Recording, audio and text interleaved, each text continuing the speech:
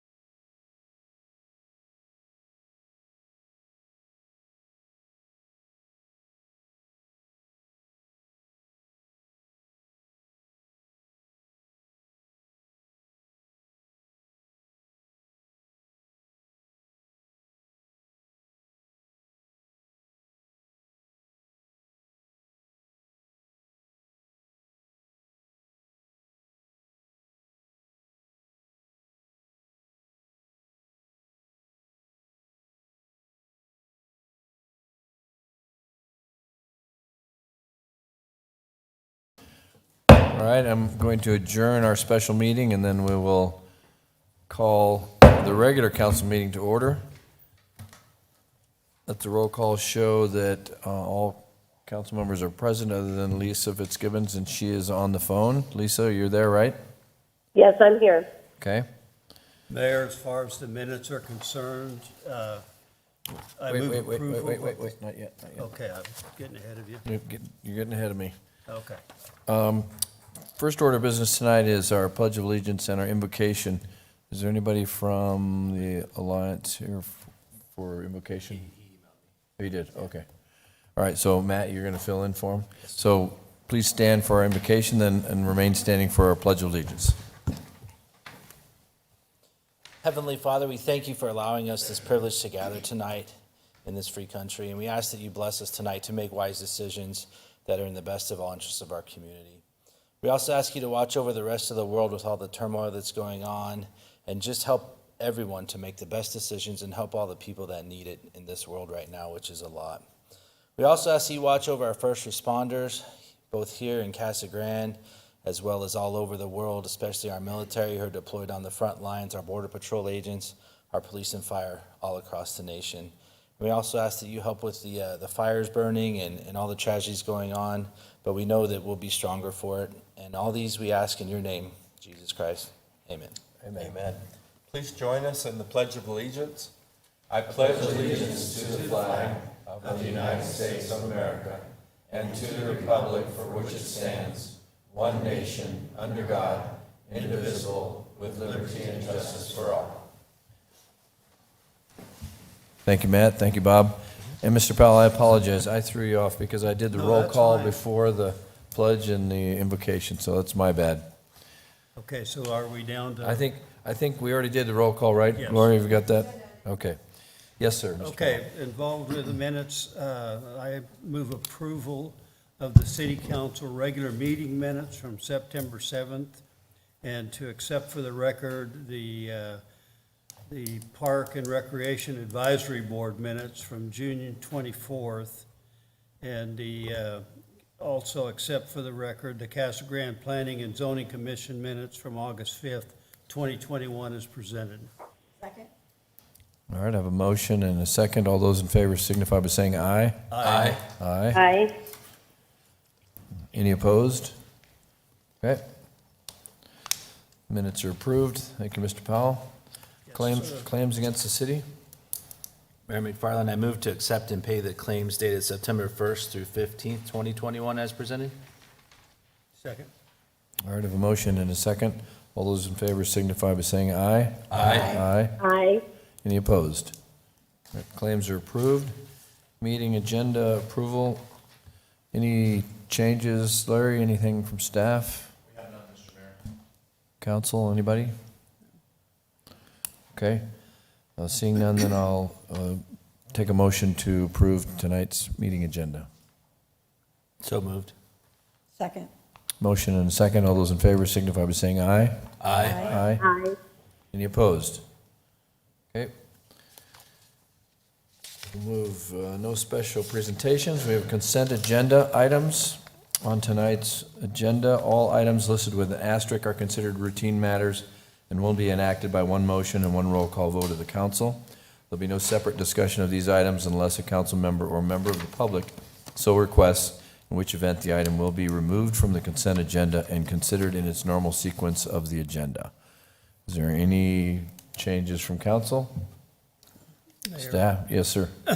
I would move the removal of G8, G11, G14, and G16.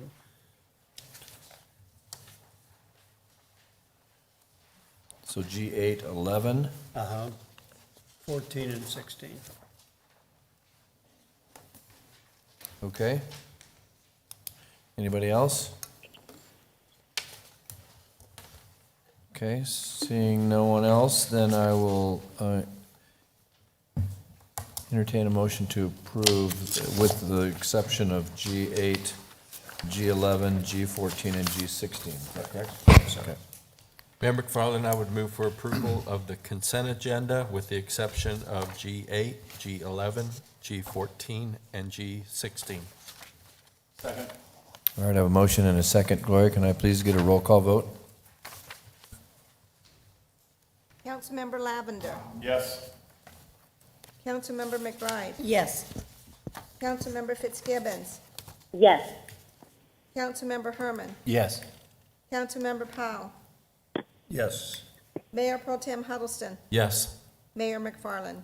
Yes. All right, then, since the next items on the agenda are G8, Mr. Powell? I was wondering, accepting a proposal from Robert Half International to provide for temporary staffing and related services for the city's finance department, which is identified as a successful bidder based on the city's reliance on another governmental entity, request for bids for the same item as permitted by and in compliance with this section. I was wondering basically I'm not familiar with the temporary staffing, and maybe you have more of an explanation what that involves or what's involved with that.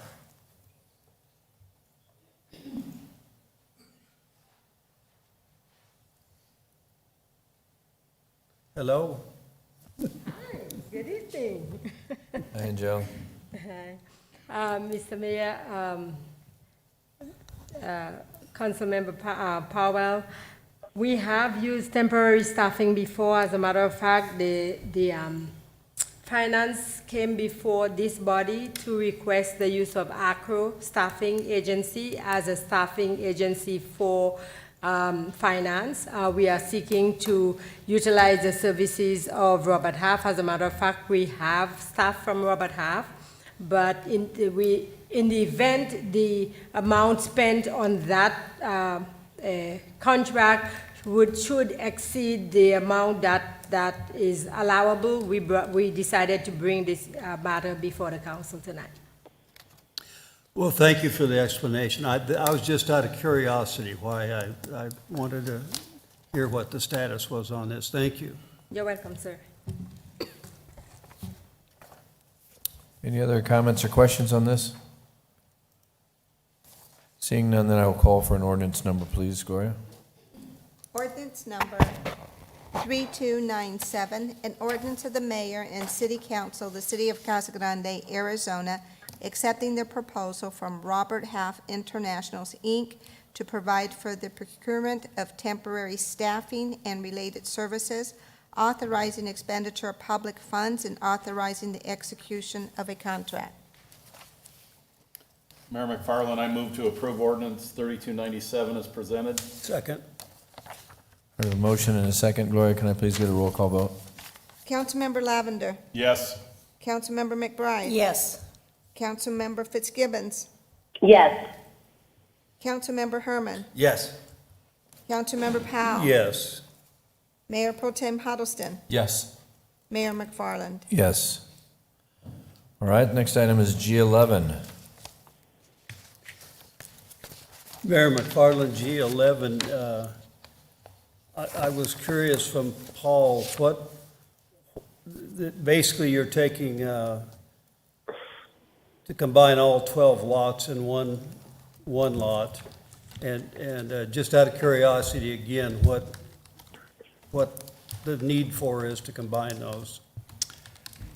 All of the 12 lots are proposed to be purchased by Harvest Corporation, and they wish to combine them to one lot to build a large marijuana cultivation facility on that property. So they need more land for their facility than they can put on any individual lot. Thank you. You're welcome. Any other questions or comments on this one? Okay, seeing none, I will ask for a resolution number, please, Gloria.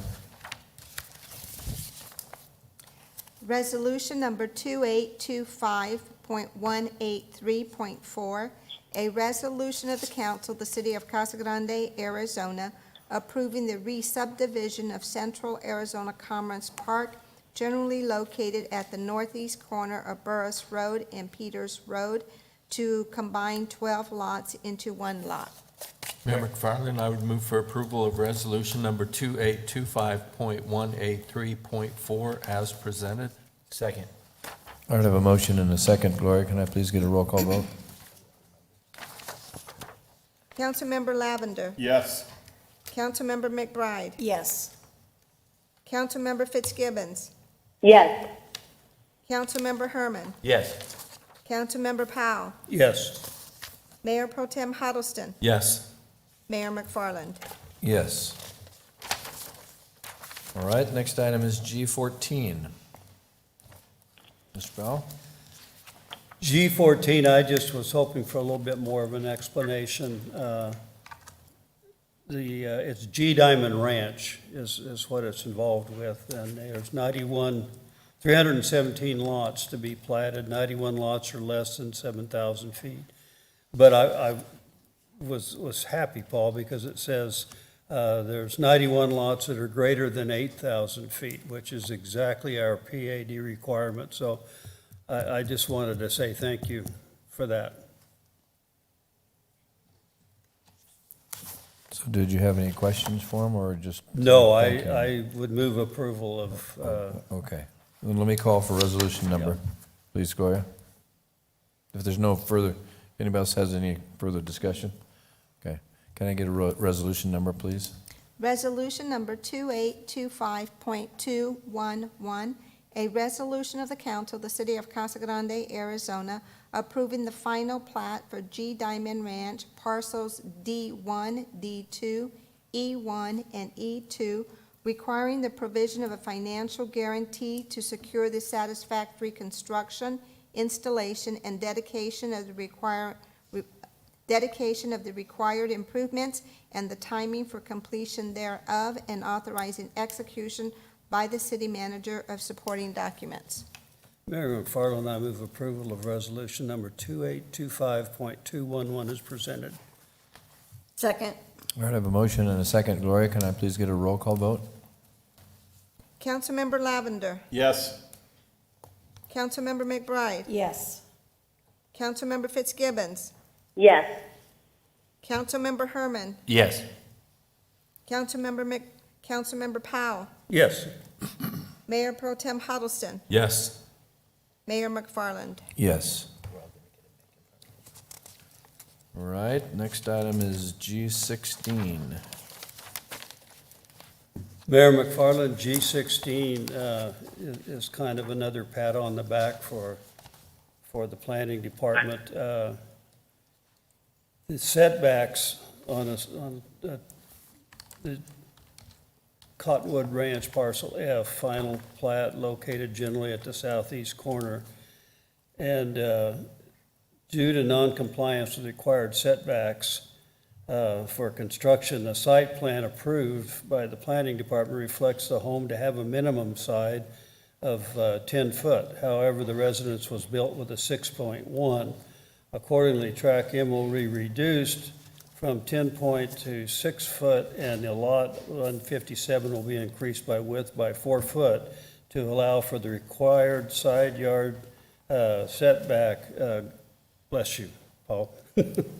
That's what I was very happy about. It's exactly what should have happened, so thank you. Anybody else, any other comments? Okay, seeing none, then I will call for resolution number, please, Gloria. Resolution number 2825.92.1, a resolution of the council of the city of Casa Grande, Arizona, approving a final plat for the re-subdivision of lots 157 and tract M at Cottonwood Ranch Parcel F, subdivision located generally at the southeast corner of Men's Lanes and Johns Drive, and through an amendment to the final plat.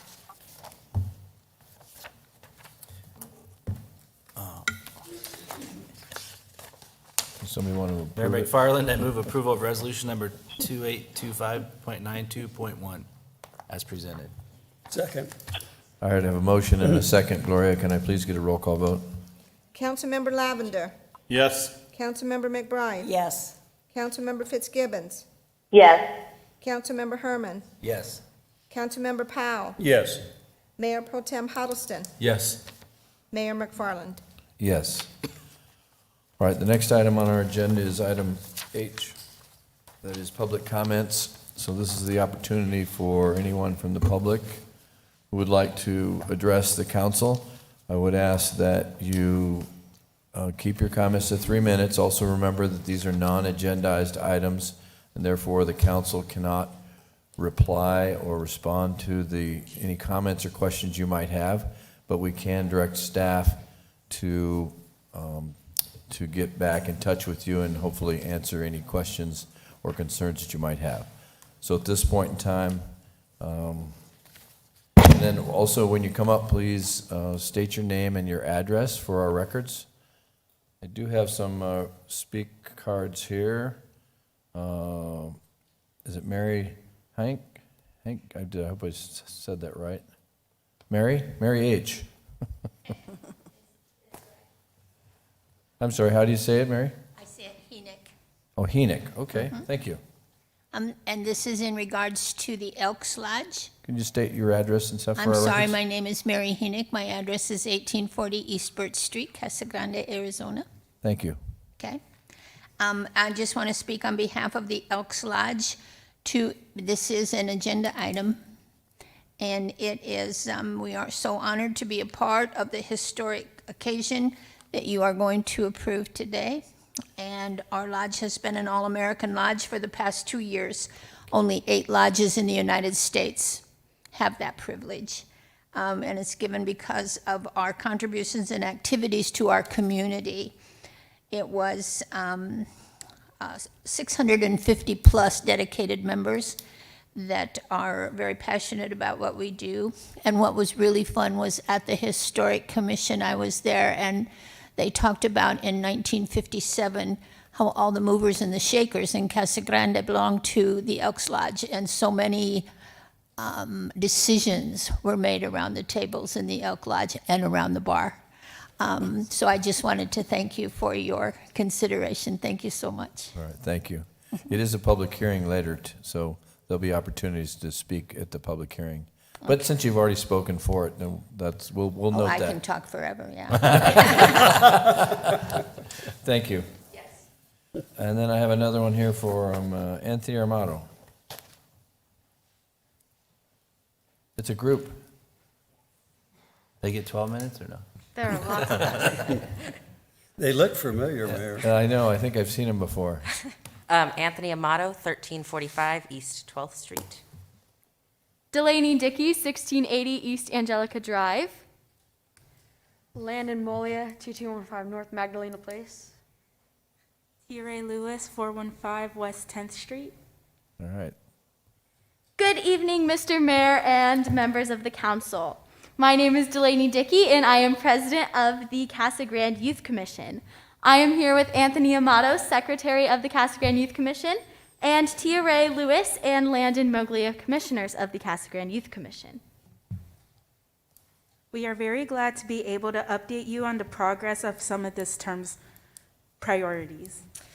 We had our monthly meeting this past Saturday and made great progress in our planning of the Arizona Youth Government Summit, for which we are now looking for sponsors for expenses of the event, including food, drink, merchandise, and a possible scholarship. We are also currently working on reaching out to a contact at Senator Mark Kelly's office on the matter of speaking at the event, a development that we are very excited about. We would also like to thank Councilwoman McBride for attending the past meeting of ours and assisting in her many subjects of expertise. We would also like to briefly shout out to our 3 great advisors for their assistance in the success of our commission. We were very glad to see the progress Mr. Mayor and members of the council are making in the revamping of our city's boards and commission systems, particularly when related to the addition of youth representatives to certain boards. We are also happy to announce our upcoming fall day of shredding that will be taking place at the First American Credit Union on October 23rd.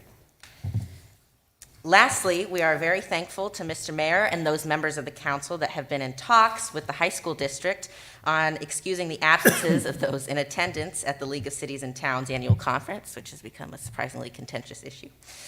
We are glad to be given the opportunity to schedule a presentation with the school board later this year, explaining our presence in the community and the city government. And we are very thankful to the mayor and the members of the council for the interaction and support they have shown throughout this term, and we look forward to a great term of service to Casa Grande together. Thank you. Excellent. Thank you, guys. Before you sit down, I just want to announce that Miss Dickey carried the flag for the city of Casa Grande at Cities and Towns.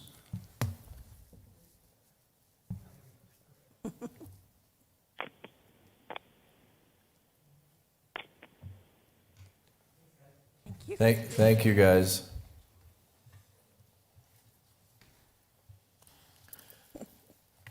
Okay, is there anyone else? I think I saw another hand out there. Yes, ma'am. Please come forward and state your name and address, and you'll have 3 minutes to tell us what's on your mind. Thank you, and my name is Nancy Wood, and it's 513 East Speckle Road, Casa Grande, Arizona. And I just wanted to address the City Council and bring up the attention and the concerns I have for the burrowing owls in Casa Grande. And as you are approving a lot of the development that is coming to Casa Grande, I would like you to consider how you address how the developers check and survey for the owls on their property as they break ground and start their construction, because the owls are dependent upon living in the ground. A lot of people aren't aware, and I was hoping to bring awareness and education to the difficulty that they have with the development. I have nothing against the development. I just would like more emphasis on considering for the developers to do the surveys and follow the game and fish guidelines for checking for the owls before they start breaking ground so that they aren't buried in the ground. Unfortunately, the owls take over burrows that they haven't made, and so if they're inside the burrows when there's construction started and heavy equipment and cars and traffic, they can get crushed in the ground and they can't get back out and they die. So I was hoping that you would consider, and I'm not talking about any specific developer or anything, this is pretty much citywide because there are a lot of them throughout the city. And tonight, you know, I know that there are owls on the Diamond Ranch area. So that is something that that developer would need to address and check for the owls that are in that area before they start their construction. And I just was hoping that you would make it a little more aware for them across the board, wherever they were building in the city of Casa Grande, to look out for them. And just have the public be more aware that, you know, they are very tied to their locations. They're very stubborn, and so when they're used to living in an area that they've lived in for a long time, they don't disperse very easily. So I was just hoping that I could bring that attention to the City Council. So thank you very much. All right, thank you. And make sure we get her name and number, and then we can follow up with what our process is. That way then she can have some comfort there, and maybe she can even help us with names of people we can put developers in touch with that might be able to help, you know, identify where these burrowing owls might be located. Larry, your staff will follow up with that? Okay. All right, thank you. Is there anyone else out there tonight who would like to? Yes, sir. Please come forward and state your name and your address. My name is Brad Workman. I live at 928 North Brown Avenue, just right there. I don't know if this is the appropriate place to just bring attention to it, but they rebuilt that park there. Love it. It's a great place. It has made Brown Avenue, since it's the only one that connects to McCartney, it's made it kind of a racetrack. I live on the corner where we have a two-way stop sign and the other way is free to move, and I regularly watch cars below that stop sign at high rates of speed. You guys have put up speed detecting cameras in the palm trees, which has kind of made it a game for the people that are doing it to see how fast they can go. I just wanted to bring it to the attention. I know you guys are probably working on it, but for us with young kids, it's kind of become a thorn in my side not being able to let them be in the front yard at all because of the reckless drivers that are going up and down the street at all times of the night and day. So I just wanted to bring attention. Thank you, guys. Thank Thank you. Larry, we can let traffic know about that and potential.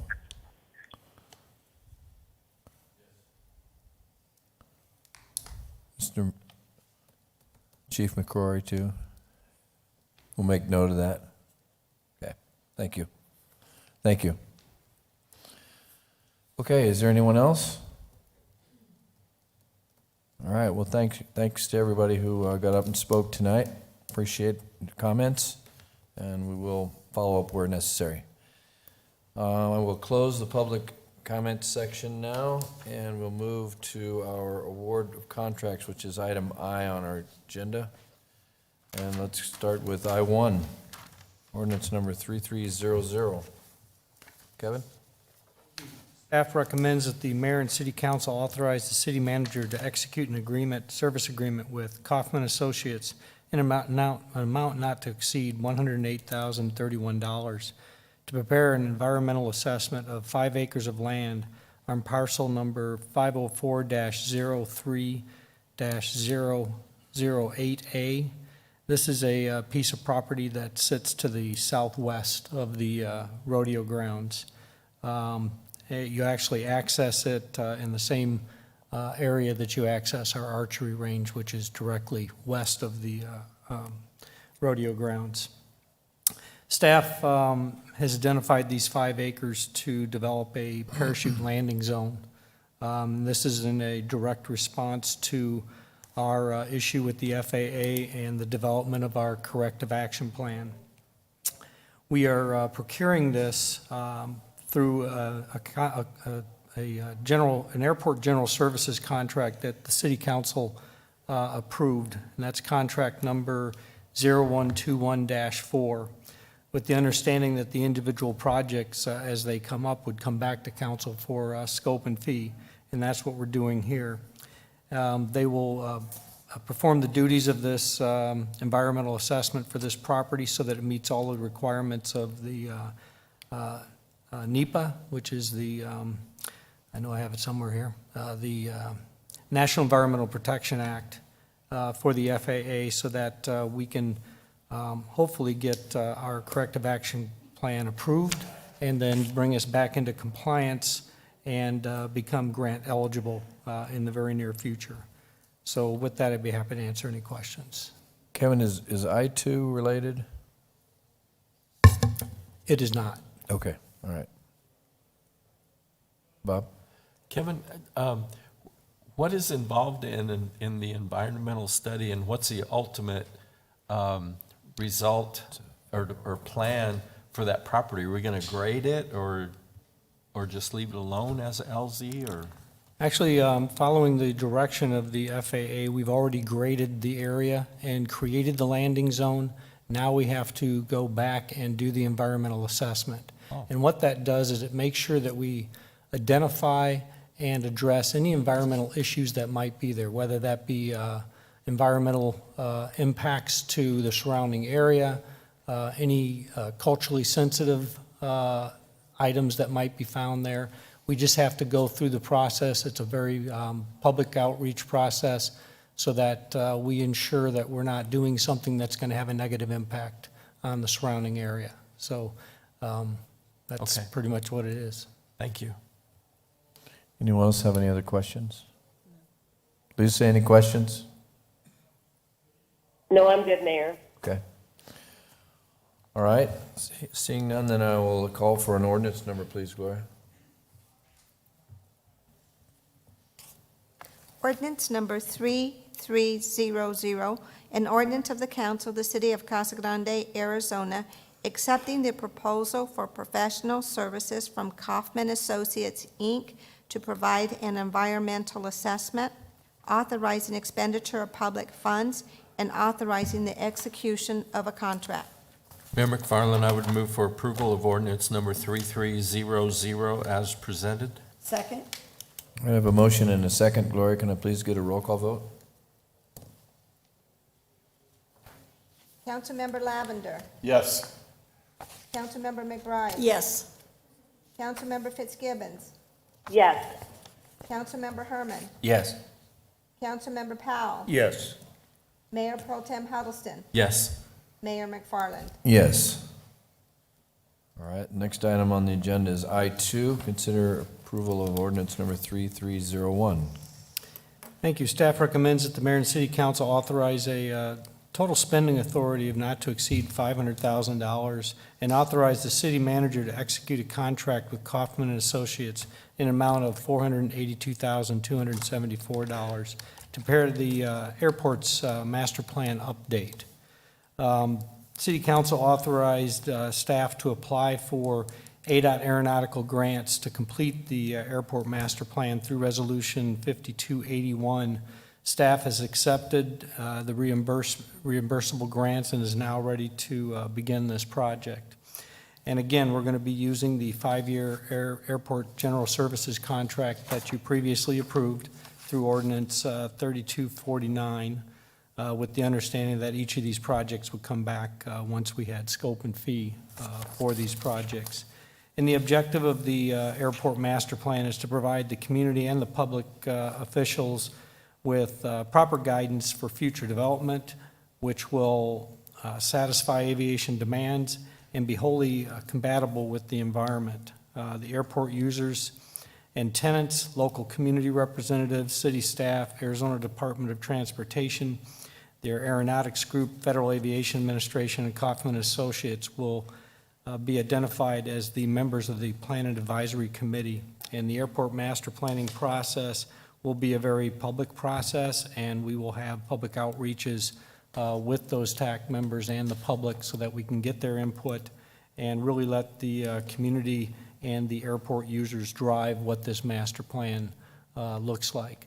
Now, clearly, we already have an existing master plan, so this will be an opportunity to go in, take a fresh look at that, look at the new demands that are being placed on the airport to make sure that we have that in our plan so that when we need to take affirmative steps when development occurs, we have it in place and we don't have to draw out that process. So we did budget for this in this year's budget, and the grant that we're approving, ADOT portion of that is $450,000, and then the city's portion of that is 10%, $50,000. So with that, I'd be happy to answer any questions.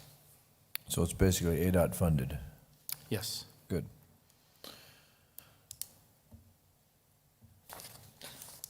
Any questions for Kevin? Kevin, Donna? can you remind us the timeline on this? This is going to take about 12 to 16 months to complete.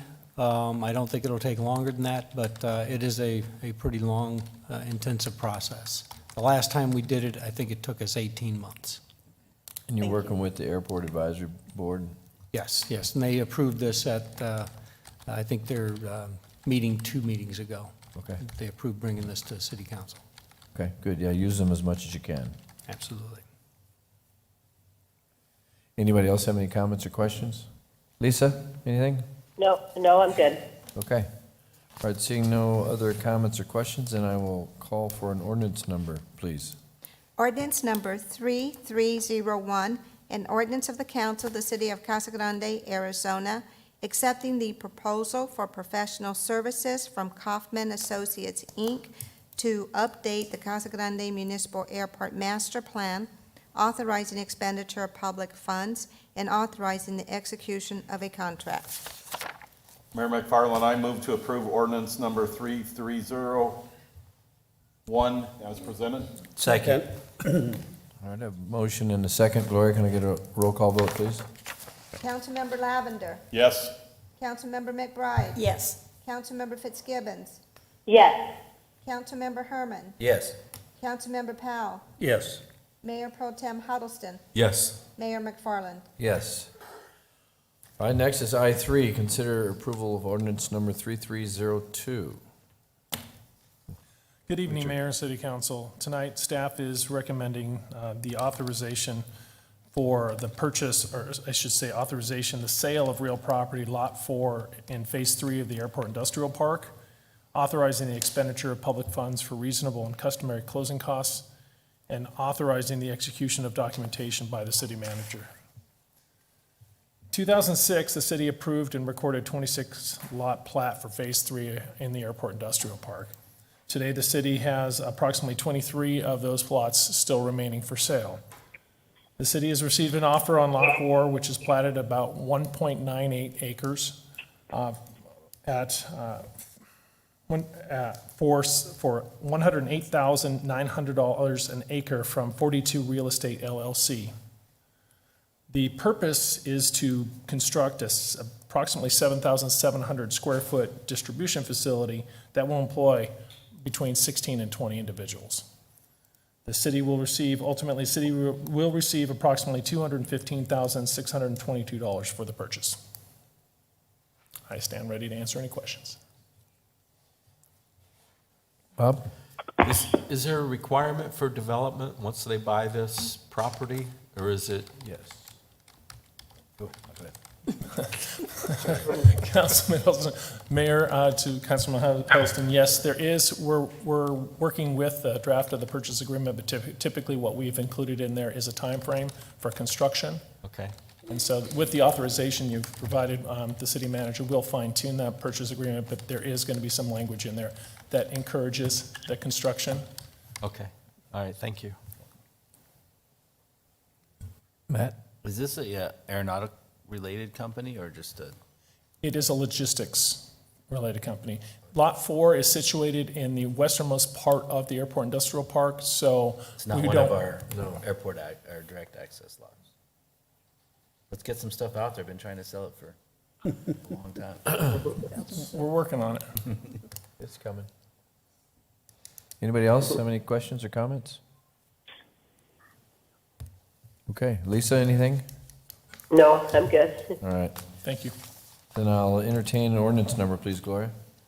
Ordinance number 3302, an ordinance of the council of the city of Casa Grande, Arizona, authorizing the sale of real property, Lot 4 in the Donovan M. Kramer Senior Industrial Park located at the Casa Grande Municipal Airport, authorizing expenditure of public funds for a reasonable and customary closing cost and execution of documentation by the city manager. Mayor McFarland, I move approval of ordinance number 3302 as presented. Second.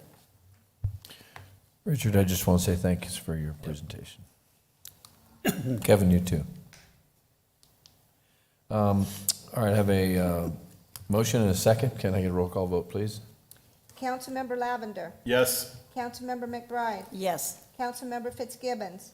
Yes. Councilmember Herman. Yes. Councilmember Powell. Yes. Mayor Pro Tem Huddleston. Yes. Mayor McFarland. Yes. All right, next item is I-4. Consider approving resolution number 5340. Good evening, Mayor, Council. This is kind of a fun one.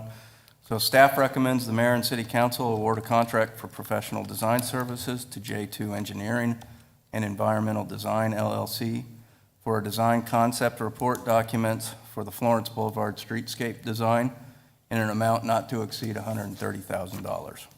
Staff conducted interviews with 5 firms following the request for qualifications. J2 was selected by staff due to their vast experience and the quality of past projects. Scope and fees were negotiated with J2 for a final design concept report and are believed to be adequate and acceptable for the required design service. The Florence Boulevard Streetscape Design Project is intended to create a streetscape design from I-10 to Pinal Avenue that will enhance the image and quality of life for the city of Casa Grande. The project will incorporate street layout, landscape, hardscape, parking, signage, branding, and other design aspects of streetscape and transportation design. The proposed project supports over 20 goals and 50 action steps of the 2030 general plan to some degree and is potentially seen as a catalyst to the Florence Boulevard and downtown revitalization. It also meets some objectives set forth in the council's strategic plan. Staff is ensured that citizens and stakeholders will play an important role in developing the design concept and are included within the scope of work. That includes 2 meetings with Planning Commission, 2 meetings with City Council, and multiple other stakeholder meetings throughout the process. Do we have any questions? I have a couple of questions of myself, because this is something that I'm very interested in, and I want to make sure this rolls into a similar project for Pinal Avenue. I know we have ADOT to deal with, but this should be a continuation, right? Is that part of our plan? Yeah, I think in the future steps, we'll certainly want to expand whatever themes or design aspects. Future's not like 10 years, a future is like a year?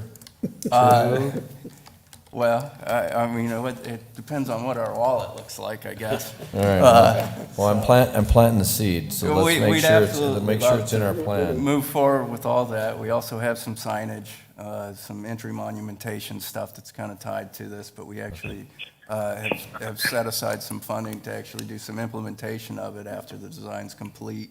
It will be a phased design project, and those phases could include adding Pinal Avenue to the design. All right, thank you. And then I would ask that you have a meeting or two, or at least maybe include arts and humanities in your conversation? We've already included that. Okay, Absolutely. I didn't hear them on your list, so that's why I was. Yeah, I've trimmed it down a little Okay. bit for the presentation, but we've absolutely have them involved. All right, please do, thank you. Does anybody else have any Matt? Just comment, glad to see this happening. One thing I hear a lot from people, small business owners, especially on the boulevard, is, hey, can we get some sprucing up of everything? So it's time, and I want to thank the mayor, because I know he pushes this down here at City Hall a lot. Also, I thought it was interesting how it has like 3 separate sections to kind of work your way into the city from, more the business type and then into the downtown with some buffer in the middle. So I'm excited to see it, and hopefully it helps our access for all the businesses and helps people know where to go to do their shopping. So I'm excited to see what's going on. Yeah, definitely. Mayor? Go ahead, Lisa. Lisa, and I just wanted to piggyback on that. Of course, this is exciting. We definitely need to update, this main arterial road into our city. So I'm really excited. And, but of course, when we do projects like this, and obviously $130,000 isn't going to, make all the, changes. It is a design service. So I just kind of wanted to get some realistic expectations just for those that are watching and they're, on, of course, like you asked, Mayor, okay, what does this mean, 1 year, 10 years, but just kind of realistic, like, what happens, once this design, how long does the design, take, and then, what happens after that? What is the process after this? Sure, Councilmember Fitzgibbons, the design schedule is approximately 9 to 12 months, and this is a design concept report. Shortly after that, we'll go straight into construction documents. We've set aside some CIP funds for potential implementation of portions of this. During the design, we will look at what portion might benefit Casa Grande the most, and determine that during all the stakeholder process. And then we'll move into the construction documents for that portion, and hopefully have some construction slated for, I would guess, 18 to 24 months, potentially. There, now you have it, Lisa. We got him on record. We have him on record, too. This is being recorded. Well, and like you said, Matt, as far as, the things the mayor's been working on with some of these marketing projects, it's time, that we invest in livening up, our, streets and showing this community that we are progressive, we are moving forward, we have these great businesses coming in. So it really is important. So I really do hope that we keep it, as a priority, and as we look into funding some of these in our CIP projects, I think it is something really important that we continue to look at. So thank you very much. All right, thank you, Lisa. Anybody else? All right, seeing none, then I will call for a resolution number, please, Gloria. Resolution number 5340, a resolution of the council of the city of Casa Grande, Arizona, accepting the proposal for professional services from J2 Engineering and Environmental Design, LLC, to provide design concept report documents for the Florence Boulevard Streetscape project, authorizing expenditure of public funds and authorizing the execution of a contract. Mayor McFarland, I move approval of resolution number 5340 as presented. Second. All right, I have a motion and a second. Gloria, can I please get a roll call vote? Councilmember Lavender. Yes. Councilmember McBride. Yes. Councilmember Fitzgibbons. Yes. Councilmember Herman. Yes. Councilmember Powell. I had found out something, that the mayor is a farmer. He talked about planting seeds. So I'm going to vote along with the mayor. I vote yes. Mayor Pro Tem Huddleston. Yes. Mayor McFarland. Yes. Thank you, Mr. Powell. Next, let's move to item L. The other two items don't have any business, so let's move to item L. These are our public hearings, public meeting, public hearings, and we'll start with L1. Hi, good evening, Mayor, members of the City Council. Next item on the agenda is DSA 21-00113 for the Casa Grande Valley Elks Lodge landmark sign designation. Forgot they were there. The site is located at 909 East Florence Boulevard. The site has been in existence. The site, as well as the signs, have been in existence since 1957. The site has 4 signs that were surveyed as part of the 2016 sign survey, all of which are considered in today's landmark sign designation.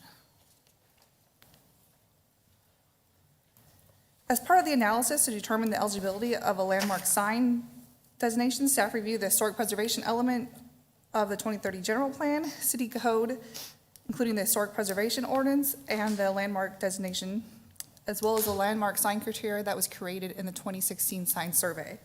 Staff has determined that elk signs meet the criteria and it's to be designated as a landmark sign. Staff presented this to the Historic Preservation Commission on July 26th, and the commission gave a favorable recommendation to the City Council to designate the Casa Grande Valley Elks Lodge as a local historic sign landmark, DSA 21-00113. That includes my presentation, and I just want to say thank you to Mary from the Elks Lodge for attending tonight, as well as attending the commission on July 26th. All right. Yes, thank you, Mary. Does anybody have any questions? I got one comment. Go ahead. I think this is really cool to preserve this mid-century type signage as well, and I want to welcome Jacqueline to her first presentation to the council. Did a great Yeah. job, and she's a homegrown local young lady, and now she's working for the city. So Welcome. excited to see that. Good job. Mr. Powell? I just want to compliment the Elks Lodge, has been part of our community since 1957, but they've done so many good things for Casa Grande. And I can remember they had the teenage dances there when I was in elementary school, or in junior high. And the girls would all be on one side and the boys all on the other side, lined up looking across there. And I had kind of a shock. There was this pretty girl on the other side I was watching, and so then when the time came, I walked across and said, "Would you like to dance?" And she said, "They just announced this lady as choice." So I turned around and walked back, and I didn't have as much fun at the dance as other people did, so. All right, thank you for that, Mr. Powell. This is a public hearing. Are any other comments from the council? No. No. All right, this is a public hearing, so I will open the floor for anyone who would like to address the council on this subject. This is on considering designation of the Casa Grande Valley Elks, number 1957, to a historic landmark. Mary, you've already said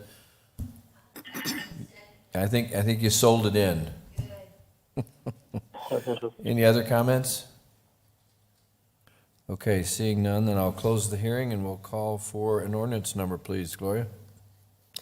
Ordinance number 3303, an ordinance of the council, the city of Casa Grande, Arizona, designating the Casa Grande Valley Elks Lodge number 1957 signs as a local historical landmark and authorizing the city clerk to record all documents necessary to effectuate this ordinance with the Pinal County Recorder's Office. Mr. Mayor, I move to approve ordinance number 13303 as presented. Second. All right, I have a motion and a second. Gloria, can I get a roll call vote, please? Councilmember Lavender. Yes. Councilmember McBride. Yes. Councilmember Fitzgibbons. Yes. Councilmember Herman. Yes. Councilmember Powell. Yes. Mayor Pro Tem Huddleston. Yes. Mayor McFarland. Yes. All right, the next public hearing is item L2. This is on ordinance number 1178.412.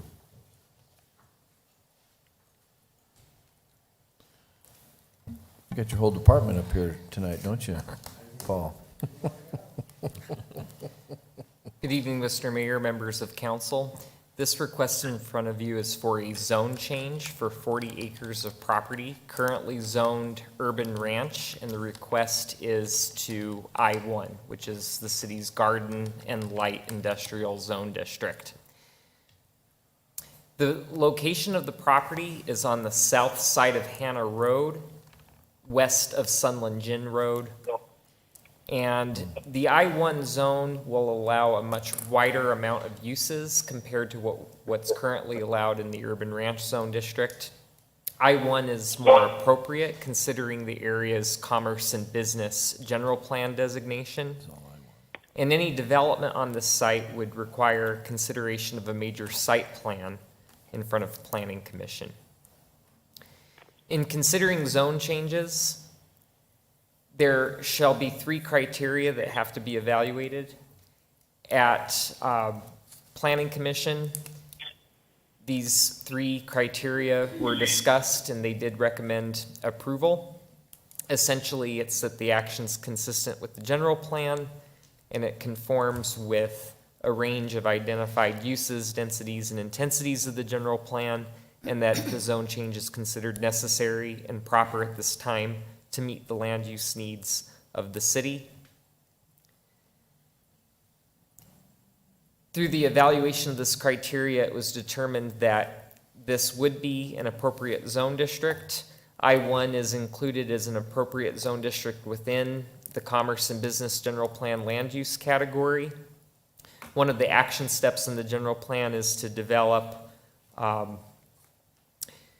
economically competitive regional centers and also promote a wider range of uses than traditional commercial areas, including blended commercial and industrial sites. This is a good location for the variety of uses that are allowed in the I-1 zone district. There are some elements of the general plan that would have to be attended to at the time of development.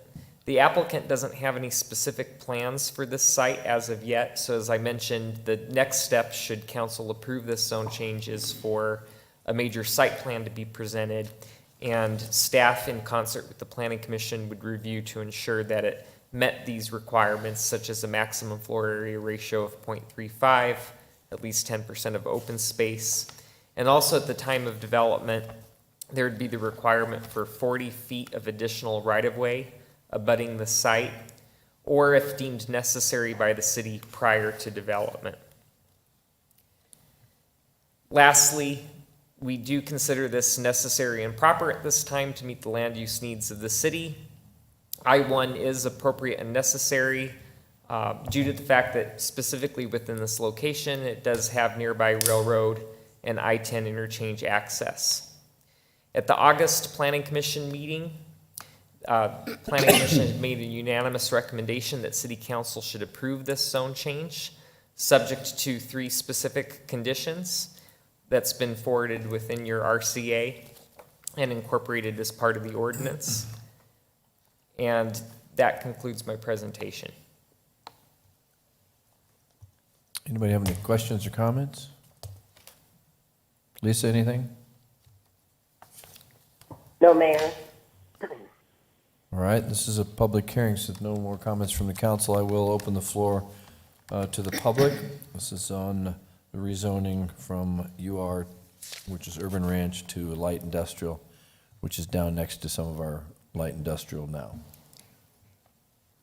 And it's close to I-10, I-8, railroad. Seems appropriate. Anybody have any comments, questions, public? All right, seeing none, then I will close the public hearing and we'll call for an ordinance number, please, Gloria.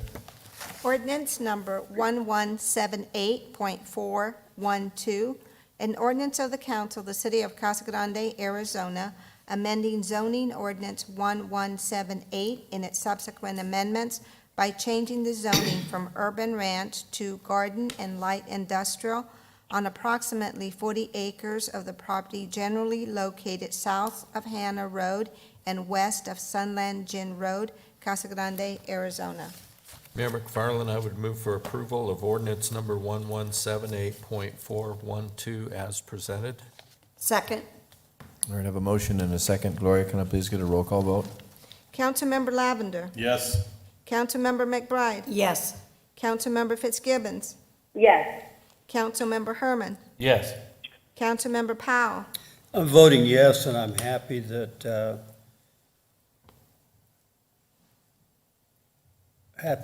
it went to I-1 instead of I-2 when you're looking at industrial. So, and where it's positioned, I think I-1 fits it very well, so I vote yes.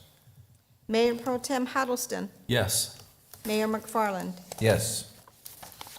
All right, the next item is L3.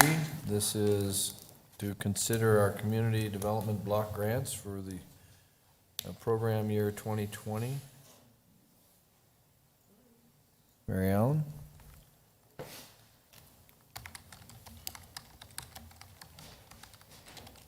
Which one?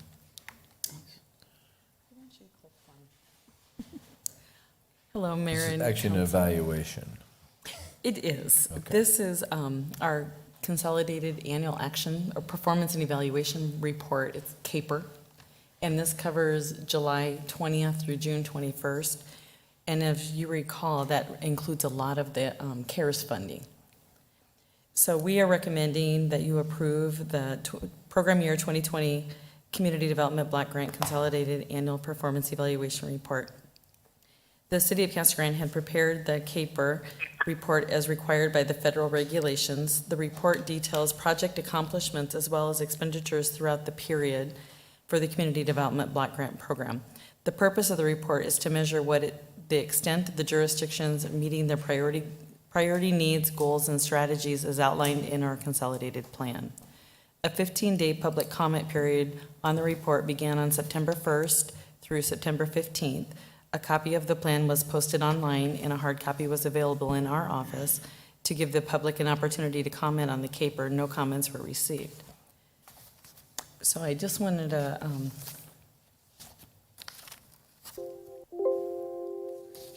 okay.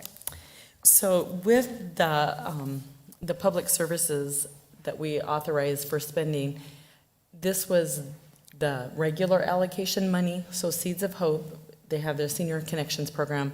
They've spent all of their allocation and they provided services to 23 seniors. They did have a slow start because of COVID. A lot of people were reluctant to come out to the center to have their lunches and activities. So felt 23 seniors was a pretty good outcome in the end. Against Abuse, for advocacy services for victims and homeless services, they spent their allocation and they served 73 women and children. The Casa Grande Police Department, they continued on with their Southside crime prevention education program, but again, had problems with COVID because they weren't out doing outreach in any of the communities. But they did finish, and Thomas Anderson said they really felt like they made an impact in the Southside, and that 150 local residents would come out and participate annually with them. The Opportunity Tree, again, they spent their $10,000 allocation. They served 30 seniors. They also had issues with COVID because they weren't able to be on site. They did a lot of stuff virtual with their seniors. So they felt like this coming year will be a better service for them. And Cara, they assisted 27 clients with $4,000. Again, they didn't spend all of their allocation because they used a lot of the CARES money instead of this normal allocation. So with the CARES money against abuse, they were allocated money for the transitional housing. Unfortunately, they only served one individual with the rental assistance. They didn't get their allocation until December of 2020. They also had a hard time finding rentals for their people that were in the congregate setting that we were trying to get out of. They had a hard time finding affordable rentals for them. Dorothy Powell Senior Center, they served 98 seniors and provided 4,400 home-delivered meals. Seeds of Hope, they spent $51,258. They served 820 low to moderate income residents through the food bank and through the hot lunch program, and they provided 2,464 food boxes. And again, Community Action Human Resource Agency, they did spend their $50,172, and they served 123 clients, rental assistance, utility assistance, and the homeless in general. The Boys and Girls Club, they spent their allocation, and they provided services to 63 low to moderate income school children. And again, Cara, with their case manager, provided services to 54 clients. Housing and neighborhood improvements. With our owner-occupied housing rehabilitation program, we completed 3 owner-occupied projects, as well as one was under construction at the end of this report. So we spent $148,000. Planning and development with their code enforcement, they spent $60,189 and had 1,508 code violations in the low to moderate income neighborhoods. And of course, planning administration. Public Works, I wanted to just touch base on this. We have a lot of public facility improvements in progress, so hopefully by the end of this calendar year, we will have these completed. Public Works is continuing on their South Side Sidewalk project. They're anticipating a completion date of December of 2021. The Cottonwood Garden Streetlight project is in progress. A contractor has been hired. They've ordered the materials. Now we're just waiting to get them in. They're anticipating a completion date of October of 2021. The West Side Sidewalk project is out to bid. The Dorothy Powell Senior Center renovations is preparing the RFQ, and the Rotary Park improvements is in progress and estimated completion date in October of 2021. That's all I have.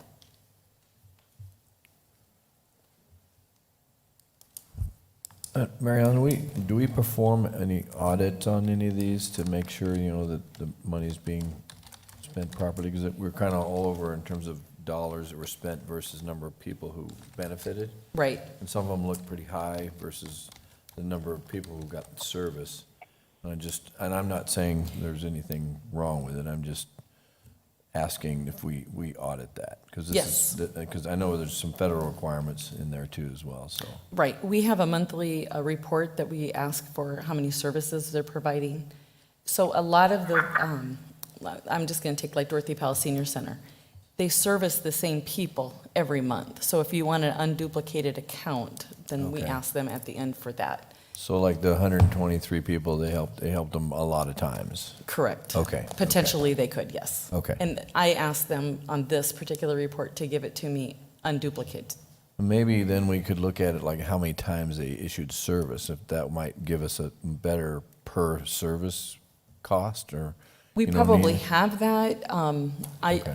This information is what I have to put into the system, into Okay. the HUD system, because they're asking for individuals, not duplicated services. But I asked them to give me the roundabout number, so you kind of knew like how many food boxes were delivered and that type of thing. All right, like, hey, how many times did they actually help somebody, right? It Right. could have been the same person 10 times. Correct.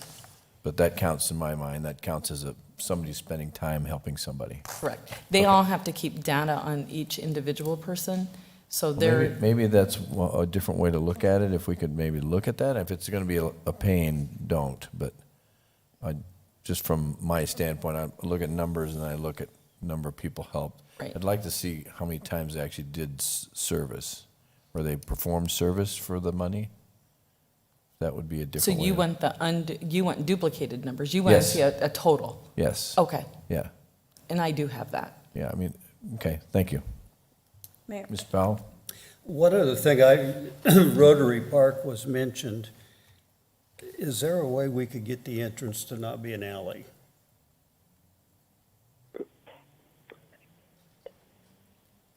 The plan is for it to come, they'll have their own entrance. Yeah. Okay, they're going to change it, And so. some parking too, right? A lot Very of parking. good. And parking too. Okay, For the trailhead there too. yeah. It's cleaned up though. You see- It looks great. It's just got that alley. You drive by all the trash cans to get to it, but. No, it'll come straight off, and then also in the parking there, it'll be handicap accessible parking. Okay, good. Lisa? Good, good. I'm Yes. sorry, Donna? Oh, You wanted to say something, Lisa? oh, yeah. Okay, yes, Mary, I was just wondering, I know you mentioned in your report there were several agencies that, due to COVID, obviously, there were some limitations on providing services.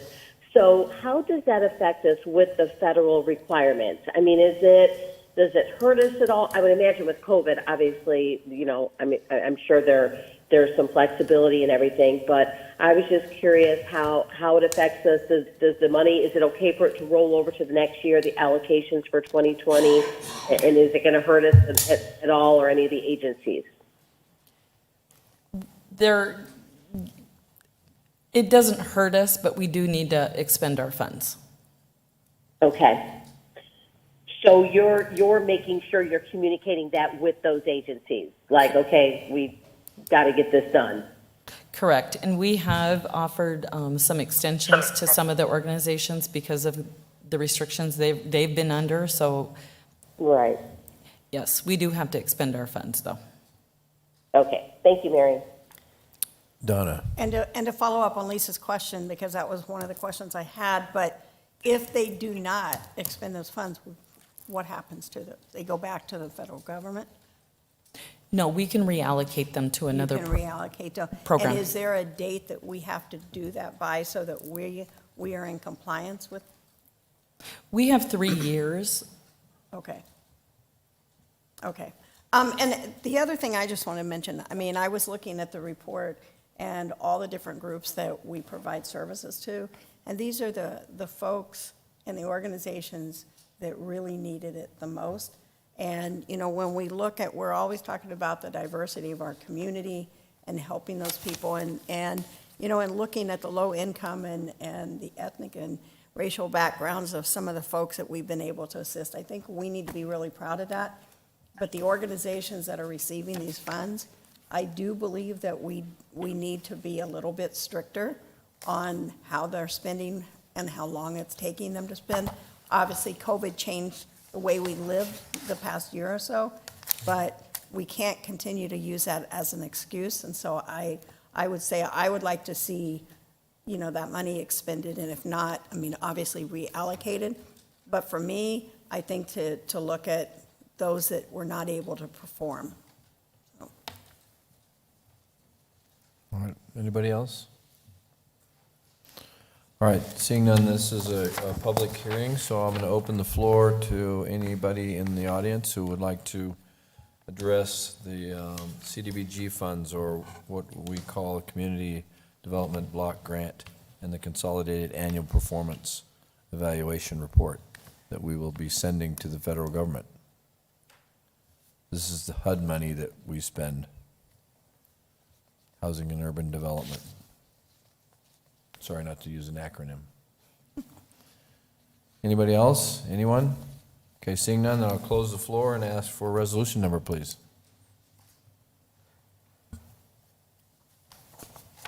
Resolution number 5341, a resolution of the mayor and council of the city of Casa Grande, Arizona, approving the program year 2020 Community Development Block Grant Consolidated Annual Performance Evaluation Report. Mayor McFarland, I move to approve resolution number 5341 as presented. Second. I have a motion and a second. Gloria, can I please get a roll call vote? Councilmember Lavender. Yes. Councilmember McBride. Yes. Councilmember Fitzgibbons. Yes. Councilmember Herman. Yes. Councilmember Powell. Yes. Mayor Pro Tem Huddleston. Yes. Mayor McFarland. Yes. All right, the last public hearing on our agenda tonight is a big one. And I see they brought in the heavy hitter to cover this one. So, Mr. Tice. Mayor, members of council. So this agenda item is a revision to your PAD residential design standards. If you'll recall, council requested that staff create a new set of, or some standards that we could apply to the build-to-rent developments to avoid having to continue to ask for exceptions from the PAD standards. You know, the build-to-rent residential developments are kind of, we're a new development product for Casa Grande, and of course, the first one is now under construction at Treckle and Cottonwood. But there's kind of a unique, yes? No. No? I think it was feedback. Oh, feedback, sorry.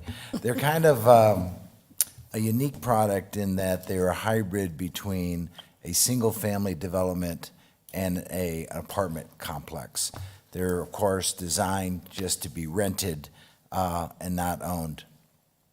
So as we looked at the challenge of creating some new standards for that residential product, we really looked to our current residential design standards for PADs, which were created in 2003, so they're pretty dated, 18 years old. And one thing, down arrow, this one, thank you. The one thing that we noticed is that we virtually had no standards at all for any kind of multifamily development in our PAD design standards. The real focus for the PAD design standards was simply on residential subdivisions, standard residential subdivisions. So, yeah. So you can see that what you see on the screen is the full scope of the regulations that we have in our existing residential design guidelines for multifamily. It's very vague, very general. And so as staff looked at this, what we decided that we should do is to not only develop standards for the build to rent, but also create some standards for the multifamily developments that of course are being proposed for Casa Grande and that you'll see coming forward in the near future. So as we looked at that, these are some of the product types that we envision that are going to be proposed and developed in Casa Grande in the very near future. Some of these are, the top row is the build-to-rent products. The next row are various types of multifamily. So we attempted then to modify our PAD design standards to create standards that we could apply to each of these product types. The one thing that we did not do is we did not really make any significant changes to the rules that would apply to single-family PADs. Your typical residential subdivisions, PADs, those standards remained in place. We kind of rearranged the regulations and made some editorial changes to clarify some verbiage, but really no significant changes whatsoever to the single-family PAD regulations. Our new set of regulations, which are a bit longer than the 2003, but they have 4 sections. Section 1 is the single-family and multifamily PAD layout and design standards, some general design standards, such as open space requirements, perimeter wall requirements, signage requirements that we would apply across the board to both single-family and multifamily PADs. Section 2 is the section that relates to the single-family PADs, the section that really was not modified no significant modifications. Section 3 is our brand-new section related to multifamily developments and build-to-rent. And lastly, we moved the exceptions to the last part of the document, where today the document actually leads off with exceptions. So for Section 1, what you'd find today, as well as in the 2003 version, is really open space standards, streetscape entrances, perimeter walls, a reference to school sites. Really no change there other than to kind of rearrange it. Section 2, again, that's the single-family layout and design standards. As I mentioned, lot sizes to single-family, no change. Still can go down to 6,000, but any lots below 7, you have to have an equal number of more than 8. So there's no change to the lot sizes, no change to the setbacks. On housing product, there are no changes. However, staff did consider streamlining the process a little bit to have housing product reviewed at a administratively at a staff level versus taking it to planning commission. Today, we take those to planning commission. They're fairly routine. Planning commission does take public comment. So our consideration was allowing it to be done at a staff level with appeal rights to planning commission and even appeal rights of the planning commission decision back to city council. So, but we did not make that change. We left it just like it is today, but we may be coming forth in the future with that recommended change when we make some additional code revisions. So here's the section that really was modified. It was that Section 3, multifamily developments. We created 3 categories of multifamily developments. The medium density, which is up to 12 dwelling units per acre. You can see that build to rent is now classified as a medium density multifamily development. Prior, we were treating them as a single family and trying to apply the single family rules. We're no longer doing it. We're now treating them as a medium density multifamily. Very similar to projects that might be duplexes, triplexes, fourplexes, condominiums, townhomes, and manufactured home parks. All are in that kind of density range up to 12 DUs per acre. Higher density projects might be ones that we'd find in our community corridor areas of the general plan, maybe in some of our business and commerce that are higher density, even some limited in our neighborhood area. And then lastly, urban density, which really would be mostly in our downtown or mixed-use area. We created some specific development standards for multifamily development, including building separation and setbacks, buffer requirements, especially when adjacent to single-family residential or even industrial or commercial, wall, fence, screening requirements, open space, landscape, driveways, parking, signage. So we have standards in the document that apply to each of these categories of design. We don't have standard housing product review requirements like we would for single family, but we do have some architectural review standards that we created that we could apply to both all types of multifamily, with the desired review criteria of no adverse impact to the surrounding properties, aesthetically pleasing and interesting, and in conformance with architectural design characteristics that we've actually spelled out in the document. And if you've read it, you've seen that we've detailed some architectural design regarding porches, entryways, roof lines, etc. Oh, there you go. There's our architectural design standards that we actually kept. This is pretty interesting. We actually kept there is a height limit in our existing PAD design standards where if you have multifamily close to single family, there's a max height of the building of 28 feet, which is essentially 2 stories within 50 feet of the property boundary, and then you can go up once you get beyond 50 feet. We kept that standard in this new proposal as well. So there's a limitation on the building height, essentially to 2 stories when you're adjacent to single-family residential for the first 50 feet anyway. We kept the exception standards, so council still has the ability to grant exceptions where you think it's warranted. We don't think you're going to have a need to do exceptions for build to rent any longer.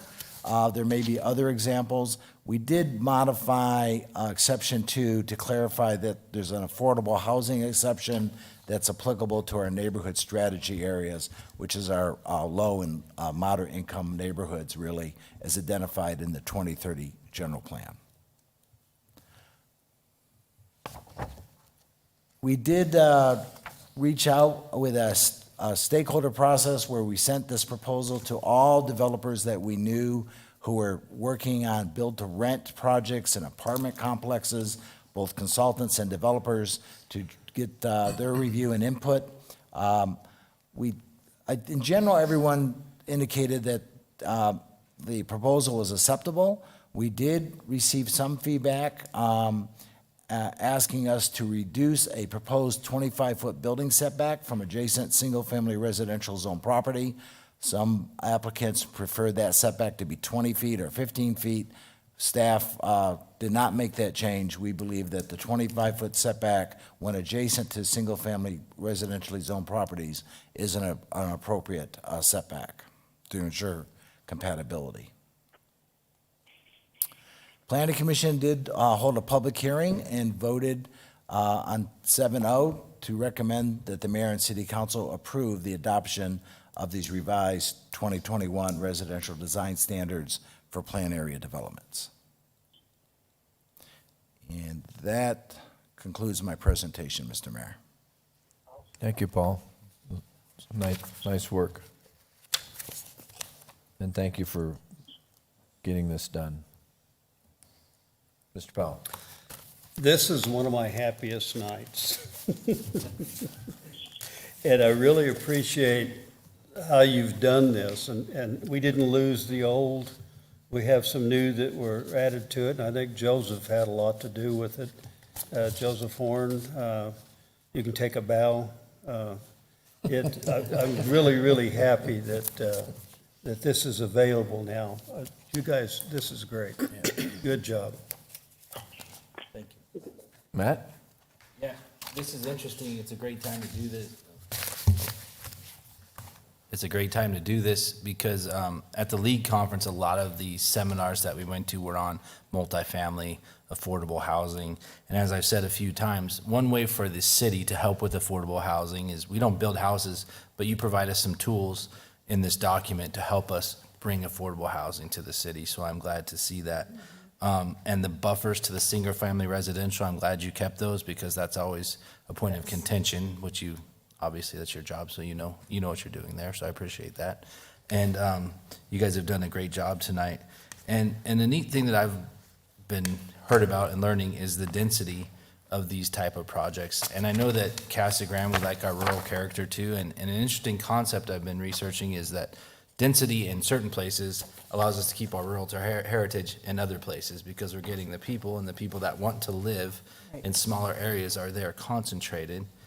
And then the people that want the bigger lots. So we still have a lot more rural character instead of having 7,000 square foot lots throughout the entire city. We can have big ones in places and smaller lots in other places.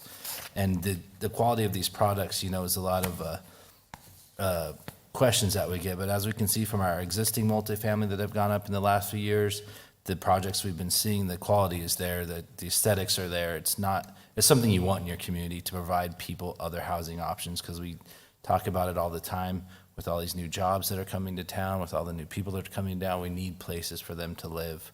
And a great concept was that people refer to multifamily renters and single-family renters as temporary members of our community, but studies show that most of them rent in an area for 2 to 3 years to make sure that's where they want to live, and they end up buying a home in this area and become permanent residents of the community. So we have to shift our thinking of who the people are that are renting in these areas. It's, you know, it's a great thing, and it's a great way for people to transition into our community, and younger people to transition into our community to become homeowners. So again, great job on this, because now we don't have to make 800 exceptions. Well, that's a, you know, not really that many, but now we have a great way to do it. So thank you guys very much. And I thank you for the No, work, no, because I think it does make it, it makes it easier for people to understand, and it makes it easier for us to understand it. And it's time. It's time that we do that. Paul, I did have a question. Did you get any positive comments back from the developers you sent it to? I'm going to ask Joe to answer that, so he made most of that contact. Yeah, most of it was positive. So the only pushback we had was that perimeter setback for the most part, and that's, we were expecting. So, but most of it was all positive. It's starting to be implemented in the plans that are being submitted now, or that were submitted while we were actually working on this. So cool. We'll see if we have any problems once we get through those reviews, though. Right, okay. And Mayor, this is Lisa. Go ahead. Go ahead, Lisa. No, and I'm going to just agree with what you all have talked about. Obviously, we know the demand for multifamily housing. We were all at the conference, and there were many sessions on the demand and the need for this in our community. So this is perfect timing, and we know as our community grows, we have to have these housing options. So it's great to have these standards. And I just want to make sure, though, you know, it's good to have this as a baseline, but, you know, you still want to have, kind of like with some of the other buildings that we have in our community, there's got to be a little flexibility too. And, you know, because how are people going to read some of this? Even when I was reading Section C on the architectural design, you know, when you read the criteria as follows: no adverse effect to the surrounding properties and uses, is aesthetically pleasing and interesting. Well, that worries me a little, because we've had this in the past where, adverse effect on surrounding properties, where some people don't want apartment complexes going next to them. So is that considered an adverse effect? And, you know, how are people going to read some of that? So I just want to make sure, we are open, and we're working with these builders too, and bringing these products to our community, because it is so critical as we get more and more jobs and need, workforce housing and people to live in our community, not, commute to, Phoenix or whatever. It's such a critical part of our growth. So I don't know if you can answer my question on this whole thing, that statement there where it says no adverse effects to the surrounding properties. Is that someone that is in a subdivision next door and says that it's an adverse effect to them? I mean, is that how someone could read that? Mr. Mayor, Councilmember Fitzgibbons, that's a great observation. And although we do have those three kind of general design standards, review criteria for the architecture, it is a little subjective by intentionally. And so both, Planning Commission as a group has to kind of consider any opposition from neighbors regarding the adverse impact. But, I think most adverse impact, it's not about the type of residents that are going to be there. It's about, the bulk and scale of the buildings, whether or not, they blend in with the neighborhood architecture, whether or not the height is appropriate. So I don't know if you can really avoid the subjective nature of this unless we went to very detailed criteria like we do with our single-family housing product. So by nature, it's intended to be a little more subjective. And yes, I think, from time to time, we will have people oppose the multifamily. Probably most of that will be at the zoning level and not at the major site plan level where these standards will be applied. But, I think that's kind of the nature of the beast, that, we have to consider adverse impact and do our best to mitigate it when we think it's going to occur.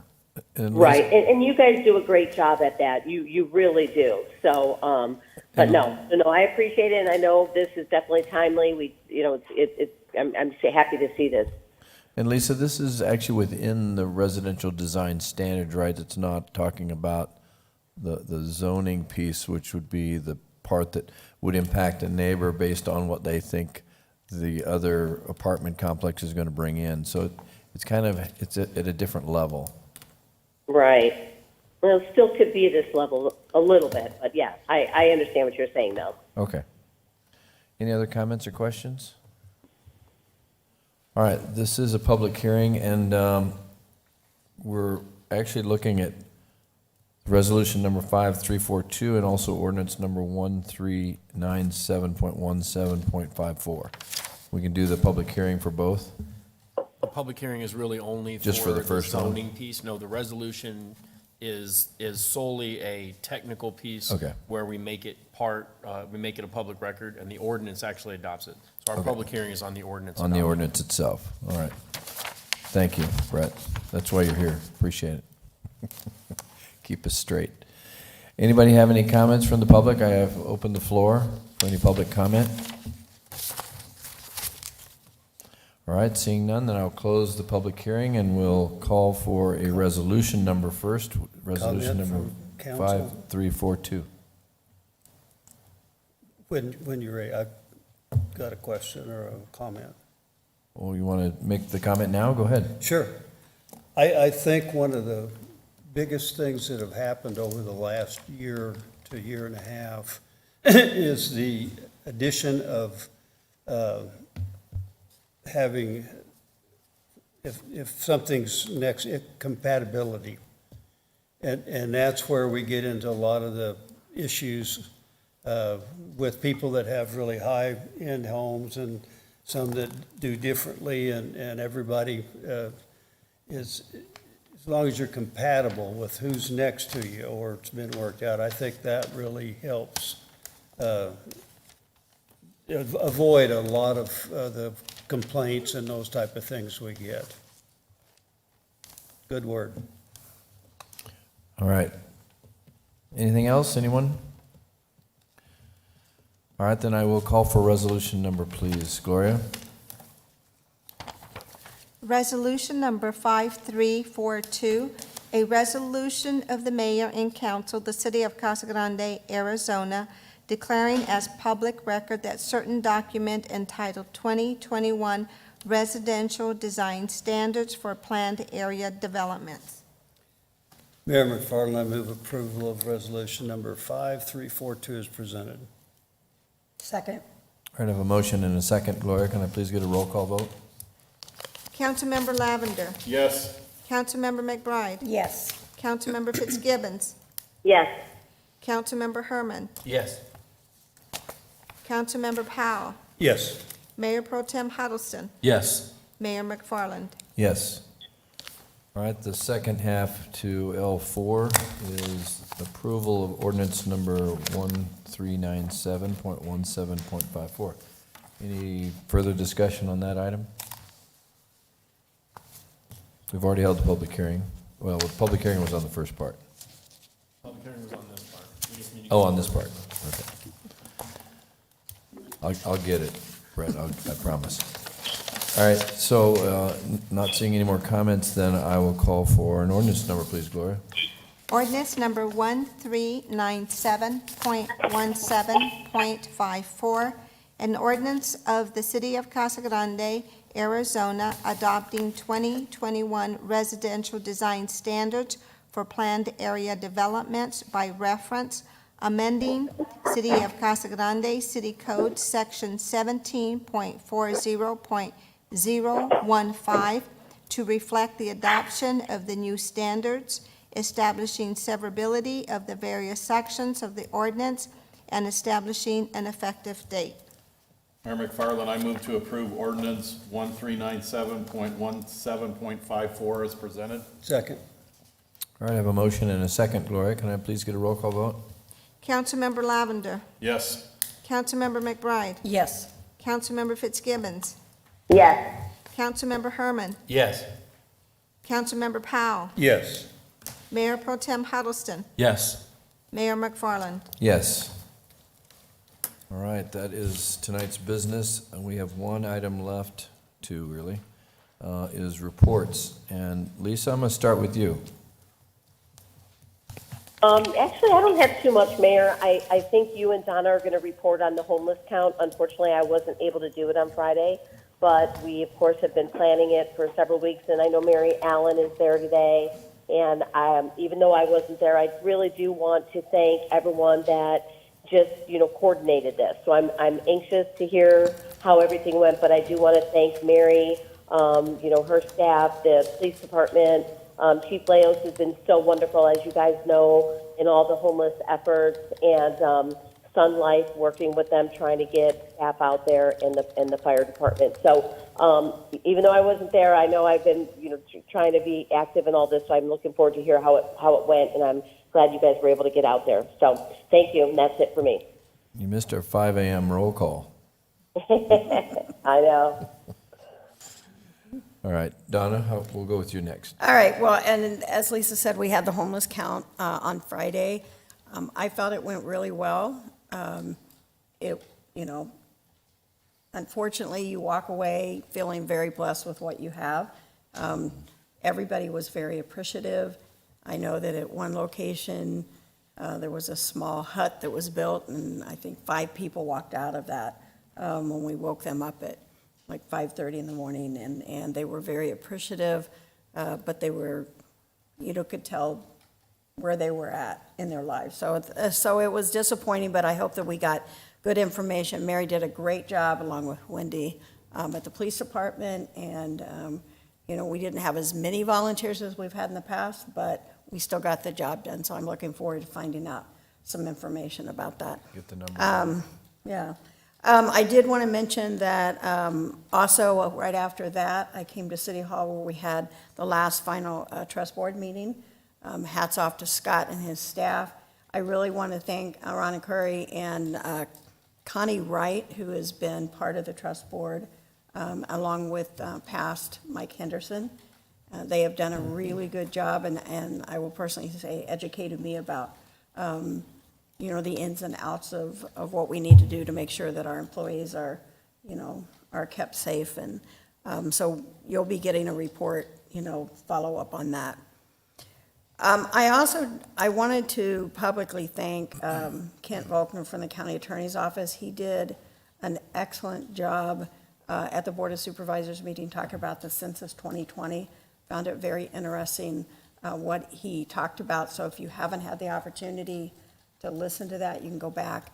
But he did a really good job and broke that down.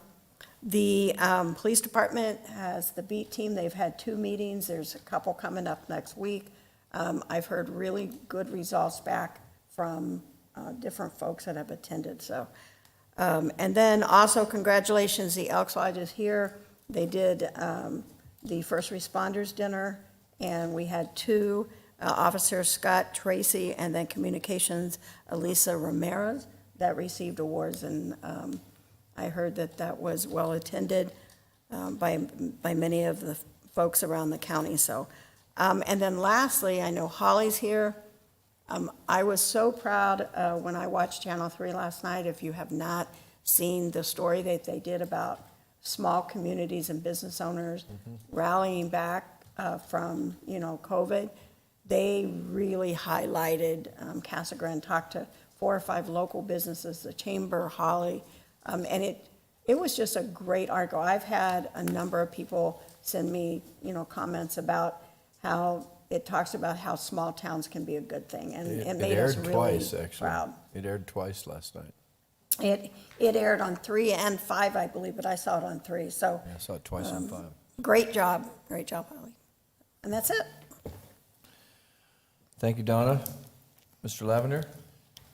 Yes, Mayor, I attended the Casa Grande Alliance Youth Leadership Forum last Wednesday. They hosted Congressman O'Halloran. It was a very informative event. Students talked about different projects they're working on. The congressman gave them some great ideas on how they can get involved in the community. I also wanted to congratulate somebody who was born and raised in our community, John Roberts. who was our high school quarterback back in the 90s, who is now the head football coach at Vista Grande for winning his first game. It's great to see people who came through our system coming back now to contribute. So congratulations to John.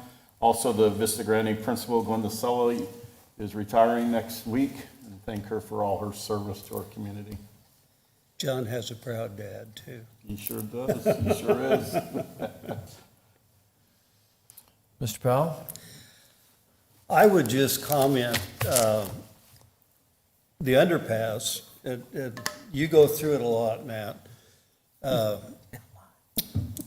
There's no color being put on the walls. It looks like there are rocks along that are there, and they're kind of brown and buff. It just kind of, it needs some color. Even if you walk through the, anytime in the desert, there's a lot of green and other things that are there. So I'm hoping that will change. I'm not the artist, but I'm hoping that's in the future and planned to happen. It's not done yet. No, I know it's way from done. Go ahead, Gloria. No, it's not on the agenda. I can't discuss Oh, it. sorry. But I We can send talk him later, plans. Mr. Powell. Okay. Anything else? No, I don't want to get in trouble. Yeah. Matt, how about you? October 23rd, is Youth Commission Day of Shredding at Pinal County, First American Credit Union on Pinal, 1001 North Pinal. And at the Youth Commission meeting, we had Colin from the PIO office come take pictures of all of the members, so thank you for that. And Ellen from the Finance Department did a great job telling the commission about how their budgeting works and everything. So we appreciate them coming. And I had on my list to talk about the underpass, but I've gotten compliments from a lot of people, even just the paint that's on there in the very first phase of what's going in down there looks wonderful. And I want to thank the Arts and Humanities Commission, and especially Gloria with her leadership of that commission and all the grants, and I know there's more coming. So thank you very much. It makes a big difference, and it's going to be a very, very awesome when it's all completed. Bob? Mayor, I was out of town for about 10 days on vacation, and the old adage, absence makes the heart grow fonder, I think applies true. I came back to town, and things that I knew were going on just kind of jumped out at me. And I was so impressed to see the development going on at Treckle and Cottonwood, the road widening on Peart, the underpass painting, the progress on Rotary Park, not to mention all the other housing developments that are going on around town. And I just wanted to say, Casa Grande makes a very good first impression as far as being a progressive, active, forward city. Even if it's after 55 years of living here. I was impressed. That's my report. Excellent. Well, I'm going to go away for 10 days, and hopefully it makes my heart grow fonder when I come back. Because I'm tired right now. Don't feel bad, he's going to Hawaii. Poor guy. So I did attend the homeless count. I just want to thank Chief Leos and Chief McCord, if you could please pass that along, and to your other officers who were there. Really do appreciate their presence. They make that process of going out and waking people up at 5 a.m. a little more comfortable. We feel safe with the officers there, and so I really want to thank them for everything that they did. Plus, they also help us in how to approach people as well in that situation. So it's they have a skill set there. So, and we do appreciate them. Also, the police chief from the GRIC was there as well, and we really appreciate his presence as well. I did want to call out the Gila Indian or River Indian community and thank them for the 2 grants that they just awarded the city. We got a $10,000 grant for the mini grants and K through 12 teachers grant, and we also got $25,000 for the Union Pacific Railroad underpass, which may now allow us to put some landscaping back in that we had to take out due to budgetary issues. So thank you to the Gila Indian community for their support of our community. Then I would call out on the Achieve Pinal. Achieve Pinal has a couple of things going on. They have this Career Expo that you can get to online. It has videotapes. So if you know any young people looking for maybe trying to figure out what they want to do with the rest of their life, hook them up with this site. They can watch videos of people who actually have the job, and they talk about how much they get paid. They talk about the job and the requirements, the education requirements you have to go through. It's really a well-done piece. And then also the AARP experience and Third Corps reading, they are struggling to get volunteers. Obviously, some of that's due to COVID concerns with older folks who normally sign up for this and then actually being in the classroom with the younger kids. So there's some concerns there. And then also our mayor's reading program can also use some volunteers. So if you know anybody who's interested in helping our young people, please get a hold of Amber Kennett, our library, or Cheryl Chase. And then the Casa Grande Chamber of Commerce Fall Golf Tournament is November 5th. If you haven't signed up, you can look at on the website for the chamber. And I know I have too many things to talk about. I apologize. We are going to be redoing our strategic planning. We've set up a retreat, so we will be getting together as a management staff and working on that strategic plan. So if anybody has anything you want to tell your council member to make sure we cover in that might be your opportunity to do that now. And then also, I just did want to call out your council and your mayor both were recognized by the Capital Times as the 2021 Leaders of the Year in Public Policy for economic development. And so I received this today. Actually, this is our certificate of recognition. And so I wanted to congratulate the council. And Congratulations to you. And, just, it's a group effort. It's not just one person. So congratulations. They will be doing it virtual, the meeting. Let's see. Lucid Air, just to give you all an update on Lucid, they will be doing some public, I'm going to say, therefore, media and other special guests on the 27th, 28th, and 29th this month in September.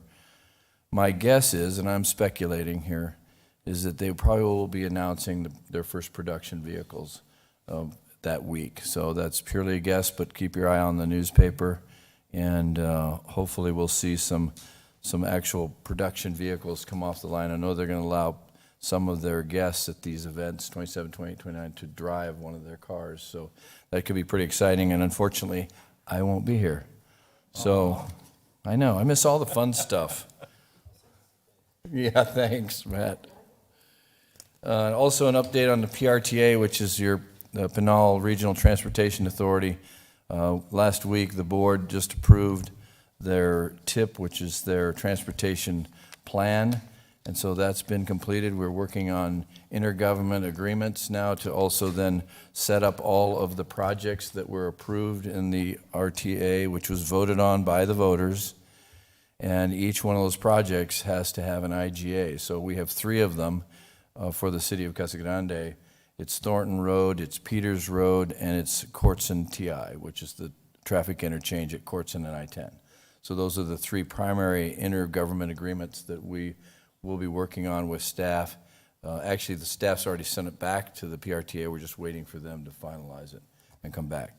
And that should set us up so that once the Supreme Court approves our appeal, and then we can move forward with the now collected $64 million that's sitting in an escrow account, which is an insane amount of money. Also, just to let everybody know, and we talked a little bit about it, but we're working with, hopefully, and this is all preliminary, but we're hoping to work with a local developer to perform a land swap with them so that we would gain about 10 to 12 acres south of our rec center. And we would pick up that 12 acres and then we could actually put a pool in there. Don't hold me to that, but that's something that we could look at. So it doubles the size of our property because we're actually sitting on 8 acres now. And so that adds to it, and that just makes that more of a kind of a regional park concept, which really would help the whole neighborhood, I think, and really is pretty exciting that we can actually make that land swap and get that done. I've said enough, so I will stop. COVID's still here. Please get vaccinated. And I'm just asking you to vaccinate. I'm not telling you to get vaccinated. The numbers are coming down, so that's good. I think that's just a matter of time that once it runs through our younger generation, that it probably will start to abate. But it's the same trends for the state as well as the county. So that's good news, and that's all I have. Anybody else have anything else you want to add? Have All right. fun on your trip. Then I will adjourn tonight's council meeting, and thank you, everybody, for coming.